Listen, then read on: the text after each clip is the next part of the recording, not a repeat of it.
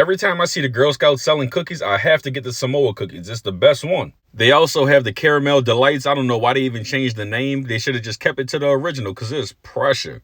But today I'm going to take that same concept and turn it into Samoa donuts. I'll also give y'all some options to make it dairy free. But first, y'all go ahead and give this video a thumbs up, subscribe if you aren't already, and turn on those push notifications for more videos just like this. Let's get into it. So boom, first we're going to start off by making our batter.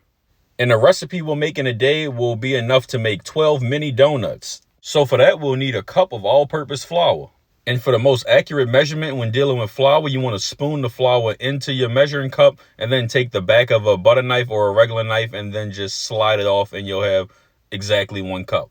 And in this recipe, we won't be using yeast. We'll be using leavening agents that will help gases expand, and we call these quick breads, so you don't have to use yeast to help it rise. So to get these results, we'll add a teaspoon of cornstarch, a teaspoon of baking powder, and 1/4 teaspoon of baking soda. Now, you can add a little pinch of nutmeg or cinnamon or leave it out. And for our last dry ingredient, we're going to come with 1/3 cup of granulated sugar. Remember, if it ain't sweet, it ain't a treat. And we're going to mix this up just to get everything well combined. You don't have to sift it or anything. Just give it a nice stir and then you're good to go. And now we're going to go ahead with our wet ingredients. Now, all of those ingredients are dairy free. Now we'll come in with our liquid ingredients. Instead of using milk, we're going to go ahead and use almond milk. It's the perfect dairy-free alternative for those looking to add a plant-based milk to their lifestyle. All we're going to need here is about 1/4 cup. Then we're going to come with our sour cream, using another 1/4 cup. And for the dairy-free alternative, you could use 1/4 cup of coconut cream. And I always seem to miss the ball when I'm making these recipes. I don't know why, it's toe up. Now we're going to go ahead and add 1 egg. There's also vegan versions of egg, but for this recipe, we only worried about making it dairy-free. Now I come with 2 tablespoons of melted butter or vegan plant-based butter. Then we'll come with 1 to 2 teaspoons of vanilla extract or almond extract. For this, I like to use the almond extract. It gives it more of a wedding cake flavor, but use whichever one you like. The vanilla will work perfectly fine. If you have the imitation flavoring, you can use that as well. Now you want to go ahead and put that wrist to work and get a nice consistency that's a little thick and not too runny. Now to make life easier, we're going to transfer the batter into a piping bag. Just slice the bottom, fill it up, and then you're good to go. If you don't have a piping bag, you'd also use a Ziploc bag and just do the same thing. Cut the corner. Now, I found this mini donut pan at Walmart. You could probably also find it at places like Hobby Lobby, Michael's, any craft store, stuff like that. It's silicone. It just pops them right out and it makes life a lot simpler. We're going to go ahead and get our oven preheated to 350 degrees, and then we'll start piping our mixture into the donut pan. You want to fill it about 2/3 the way through. It's going to rise the rest in the oven. These will take about 10 to 12 minutes to be completely done. We're going to take them out and then let them cool before we do anything else with them. Now, when it comes to Samoa cookies, we know you got to have half of it dipped in chocolate and half in the caramel coconut mixture. You're going to find your favorite chocolate, whether it be milk chocolate or dark chocolate. The dark chocolate usually doesn't contain dairy, so if you can find a dark chocolate with no dairy, go with that if you're going a dairy-free route. But I just like the sweetness of milk chocolate, so that's why I'm using that one in this recipe. But use what you prefer. So take a cup of your favorite chocolate and we're going to either melt it on the stove or in the microwave. Put it in the microwave on 30 seconds and then take it out and stir it and repeat this process until you have this nice melted chocolate.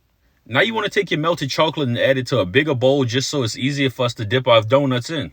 Now get a wire rack and add it to a baking sheet, and this is what we're going to put our donuts on. And this is why I like the silicone mold. You can just pop them right out and you don't have to worry about them breaking apart. Now we're going to go ahead and put our donut halfway into the chocolate, and then we're going to flip it over and put it onto our baking sheet to let it cool.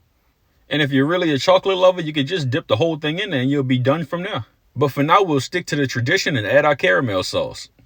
I like to use the caramel bits. It melts easier and you don't have to unwrap them. Work smarter, not harder. Add them to a microwave-safe dish, and then we're going to add about 3 tablespoons of almond milk along with a little bit of salt. And nothing fancy here, we're going to give it the same treatment that we did with the chocolate. Put it in the microwave on 30-second intervals, take it out and mix it up, and then put it back in the microwave every 30 seconds, mixing it until you get a nice smooth caramel. Once it's melted, we're going to go ahead and add 2 cups of sweetened coconut flakes. Yeah, I need all that. This part is so good, you can still take the leftovers and just eat it by itself. And yes, I know store-bought caramel has milk in it, so that's why we're going to make some from scratch as well. And making caramel from scratch is way easier than it seems. All you need is a 1/2 cup of brown sugar, a teaspoon of salt, a 1/2 cup of corn syrup, And then your vegan butter. I used about 2 tablespoons. I'm telling y'all, this vegan butter really is a good alternative, and it tastes good too. And I started mixing it right here because I was recording too slow and I didn't want my sugar to burn. But we also want to add 1/3 of a cup of almond milk. We're going to mix this up and then put it on high heat, and we want to bring this all the way up to a boil. Make sure that you take out any clumps because we want a smooth caramel consistency. Once it comes up to a boil, we're going to let it cook untouched on a medium heat. For about 5 to 6 minutes, the bubbles will start to slow down. Then we're going to go ahead and turn the heat off completely. And once the fire is off, we'll add a teaspoon of vanilla extract. And it's really that simple. You could add this to a mason jar and you could just store it in the refrigerator and use it as any other caramel sauce that you would use regularly.